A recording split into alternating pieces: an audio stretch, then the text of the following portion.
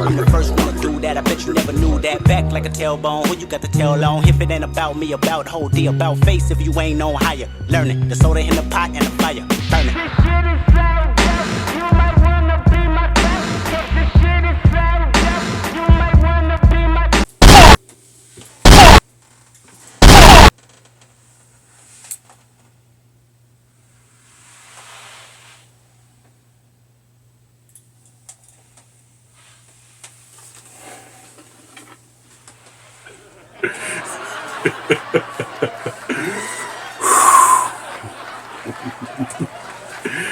I am speechless. I am mind blown.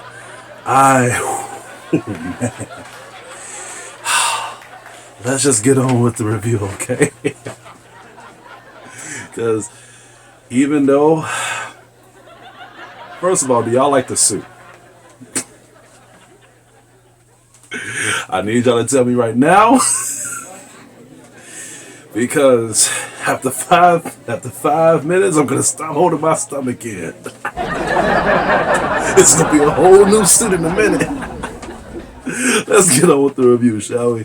Dead Space is a 2023 remake of the original, and it is a survival horror game that has been developed by Motive Studios and published by Electronic Arts, which is EA.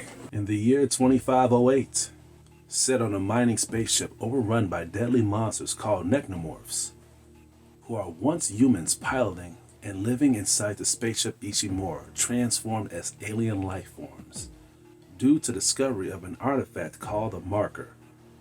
Isaac Clarke navigates the spaceship and fights the Necromorphs while searching for his wife Nicole Brandon, while struggling with growing psychosis. Now for those who listen clearly, you guys know I'm a Dead Space fan. I mean, look at me. Look at the suit. I have been a Dead Space fan since I played the original. When my uncle put me into the Dead Space life when I was only like 18 or 16 years old, probably younger than that, I was like, what the hell is this? What kind of game is this? This is a different brand of horror that I have never seen before. When it came across all the horror games, well, mostly I've came across Resident Evil, Silent Hill, Siren, Fatal Frame. But one thing I like about Dead Space is that they have came across a lot of horror tropes and they have made it in their own creative way. I felt claustrophobic playing the original. I felt uncomfortable. I felt like something was watching me. I felt like I was hallucinating. And above all, I was literally pissing my pants playing the original. And I played it at night. I played it like around 2 or 3 o'clock in the morning. Those are like one of the best times to play a horror game, when people are asleep and it's pitch quiet and it's just you and the fucking TV and the controller and you just literally shitting bricks and you just checking each of your corners, seeing if anyone's around. Now look, I was concerned with this remake coming out because I was thinking to myself, is it going to be scary? Is it going to take away some things that I loved? I had that same type of concern with the Resident Evil 4 remake.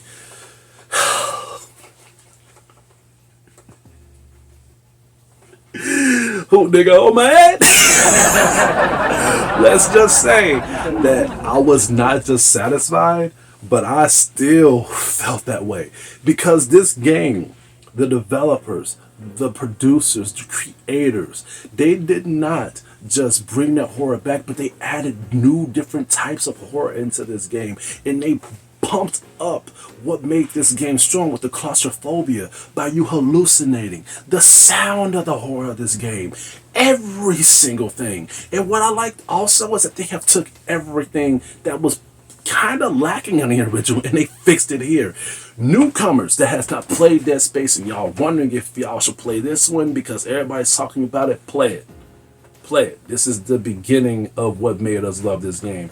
And newcomers, I'm actually kind of jealous because by the way how good this game is, it will make you not want to play the original. This game is very good.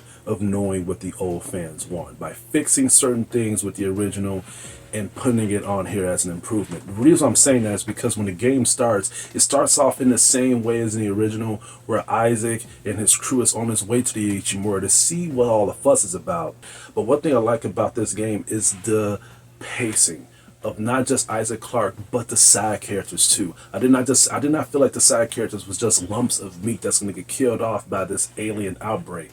But some of these characters, in fact, most of them, I was beginning to get attached to. I want to know more about their story, their attachment to the crew, and above all, what their main purpose is. And you do find that out here in the progression of the game. And I was beginning to love each and every one of them, even though I played the original and I know the fate of these characters. Isaac Clarke's pacing of his character was done in a way where it did not pull me in for me to feel his character, but it felt realistic to me. It really felt as if not only did he wanted to find Nicole Brennan, but at the same time, it shows you their distances with each other. It's not like one of those cliche games where it shows that, oh, he loves her a lot and she loves him and they have to find each other so nothing can happen between them. No, they actually show certain elements of their relationship that they was actually going through some fucked up shit with each other, not just by their relationship but just their family members in general. And it pulled me in to the point where I felt like Isaac was a real character. I felt like I was watching a freaking soap opera. I'm like, holy shit, like Isaac and Nicole was going through this. We need to find Nicole because I want to see how things are going to play out. The pacing of these characters was done well to the point where I really felt like they was not just people I was controlling with a controller. I really felt like their lives was in my hands. The atmosphere of this game is also well polished out. And the reason I'm saying that is because the tension of the atmosphere is very well done. They show a lot of dying graffiti messages, and there are times where I actually read them in bathrooms, and they show dead bodies right by the messages and stuff like that. You hear sounds of people screaming in the game, or infected clawing through the freaking vents in the walls and stuff like that. Yeah. This game really does want you to feel like you're not alone, especially when you do kill enemies in certain areas and you still hear things in the background and shit. This is a high recommendation to wear headphones. I have a soundbar and a home theater system in my room, so that's good enough for me. But there are times where I do want to feel the full potential of this game sound by me just listening in my with good quality headphones, and they have done that well here. That's one thing with Resident Evil 4 Remake lacks, is the atmospheric aspect of the sound quality of the horror, and they done that well here with this game to the point where they knew the mistakes that they've done. They focus more of the action than the horror on Dead Space 2 and Dead Space 3, and they put more horror than anything on this remake. The reason why I'm putting so much effort into the sound quality of the horror of this game is because, damn, dude, not only do they flesh out the character designs of Isaac and all the side characters' pacing, but damn, like, you can hear everything in Isaac's. You can hear everything about Isaac. You can hear him breathing through the freaking helmet a lot. You can hear his heart rate increases and decreases, and not just in random emotion, but there are times where when his heart increases, when he stomps on enemies constantly. And I tested that out. When he does that constantly, his heart rate increases rapidly. Even when he's not even doing it, even when he's not even stomping on enemies, when he runs constantly, or when he finds out some fucked up news about the Ishimura, or when he sees someone die in front of his face. They've done that well here with the sound on this game, especially when you go through zero gravity and in a vacuum simulator. Now let's talk about the combat here. The combat, I can't even say combat. Let's take away the combat. Let's talk about the way how you survive. The way how you survive is actually pretty good. It's well done on this game. No matter how you level up your character or how you level up your weapons, you do feel like the odds are stacked against you for some reason. And I'm playing this right now on my second playthrough on impossible mode. And let's just say it is pretty tough. It is pretty hard, and I'm planning on switching it, but I do like how they have fleshed out these weapons and how you use the environments as your advantage, which is what they've done on Dead Space 2, but they added more of the elements of Dead Space 2, how you use your combat maneuvers on this remake. You can use the Necromorphs' claws against the other enemies as you push them back using Nesis, but at the same time, your weapons, your weapons is a very good key point to survive. Each of these enemies have their own ways of how they attack you, so you need to have your own ways of how you fight them off. My main weapons that I love using is the flamethrower, the force gun, and of course the plasma cutter, and the ripper too. It depends on where I'm going against. Some people like to use a pulse rifle, but the pulse rifle don't do shit. It don't do a damn thing. I recommend using the 4 weapons that I mentioned, especially the force gun, because what I like about these weapons is that they have their own ways of how they show the damage that you're inflicting to these necromorphs, especially the force gun, man. The force gun just just uses a big force of energy waves of wind. I think it's a wind gun, and when you use it to a necromorph, it just blows like their skin off. It depends on how you upgrade it. You can literally kill a necromorph with one hit, but again, it depends, and I love that shit. I love the flamethrower. You can actually see the skin rip off the necromorphs if you pay attention. The bosses, here's the thing, right?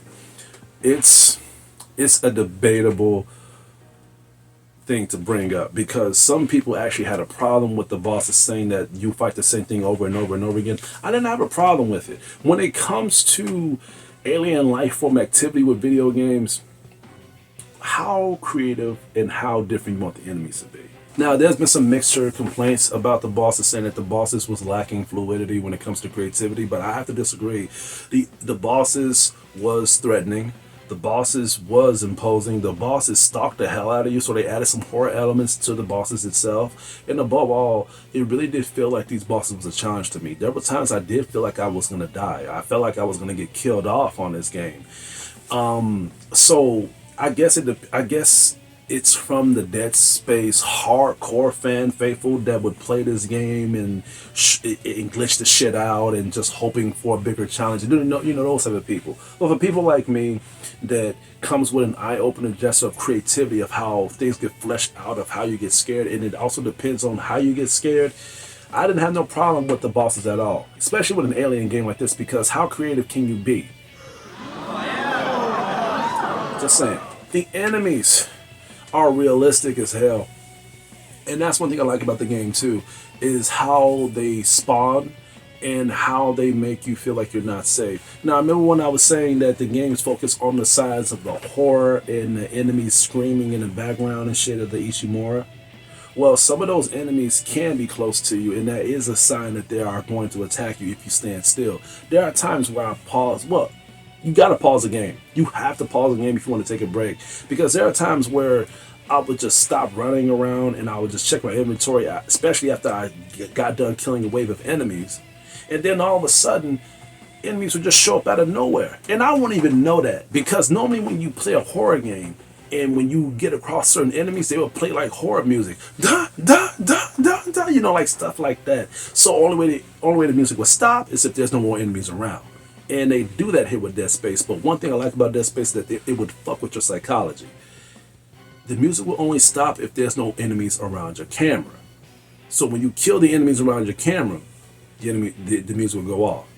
And that's what I didn't know at one point. So when I killed all the enemies around me, I just checked my inventory slot to see how much ammo I had left. And all of a sudden I'm hearing Isaac having an orgasm. and his health was going down rapidly. I'm like, what the fuck is going on? So I turned around, and then I saw like a few enemies shooting projectiles at me, and then that's when the horror music started back again.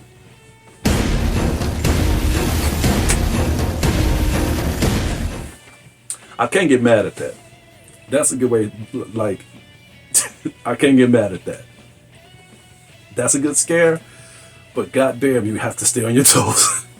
The major thing I like about this game is how open world the Ishimura is, because the Ishimura is big, and that's one problem that the original Dead Space had, was how lacking the atmosphere of this Ishimura is when it comes to showing us how huge the ship is. I loved it. I thought it was great, especially when it comes to you finding out other doors that you can open by using certain key cards that you can find later through game progression by completing side missions or just progression to the story. But the side missions do matter because you progressing through the game, you find out these messages and these dying videos of these people saying their last words, or you just seeing how they conduct themselves during this outbreak. And that's one thing that Dead Space 2 and Dead Space 3 decide to take away completely, is these dying messages that people would like to watch. I like to see that shit because it shows me how fucked up I am being in this damn ship. They decided to discontinue that shit. And that was one thing I was worried about on this one. Are they gonna take those away here? No, they did not. Those dying messages play a big place onto this game because we want to see how things was in Ichimura before shit got to, before things got to shit. I kind of fucked up the pun right there. But anyway, these side missions do matter, especially when it comes to backtracking. I'm kind of against backtracking, but the backtracking is worth it because by you finding these collectibles and finding these so-called keys for you to open these doors and later progression, you have to backtrack so you can see what's inside these doors. Level 2, level 3, MasterCard, and all that shit. Sound like I'm talking about credit cards now. But you need to open these doors so you can see what's inside of them. And they give you health packs, they give you so much ammunition, they give you power nodes. Overall, this game is a masterpiece in my opinion. Practically Game of the Year material if I'm not overshooting it. And if you're a newcomer or if you're an old comer and you haven't played this yet, go ahead and get this game. You will not be sorry. Unless you're involved in the woke culture, of course. I'm gonna have to give Dead Space an A+.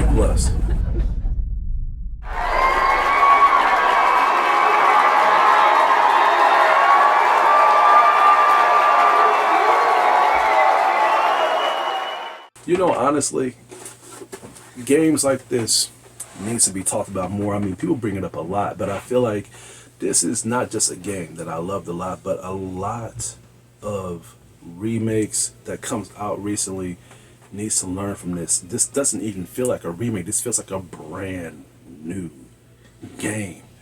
And I love that shit because everything about this game is different. The atmosphere, the gameplay itself, the horror, the development cycle of the game, and the characters. Everything is polished to perfection. And yeah. Did I mention that the replayability is worth it too? Like, the replayability is so addicting, dude. I don't know. But other than that, that's all I have to say for today. I wasted too much time already. Please stay tuned for my upcoming reviews and videos headed your way. This is Yuko, your critic teacher. You guys have a good day.